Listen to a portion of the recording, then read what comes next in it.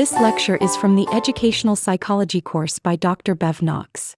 It is titled, Qualities of a Good Teacher, Part 2, Desired Classroom Skills. Besides the teaching and communication skills you should possess as a good teacher, excellent class management skills are critical. Some of the desired class management skills include setting high but achievable expectations for your students. You can do this by teaching them about growth mindsets. They should believe that success is within their control. Reinforce in them daily that they can succeed if they put in the effort. Good planning skills. With good planning skills, you will help students identify their goals and guide them in deciding what their priority is.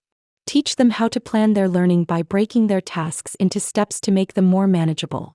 Teaching learners how to plan will also eliminate uncertainty in the mind, which in most learners results in procrastination. Creating a sense of community. A sense of community will create a social connection and a sense of belonging among your learners. You can establish this community within your students by consistently holding class meetings every morning to focus on building social and emotional skills and establishing relationships among them.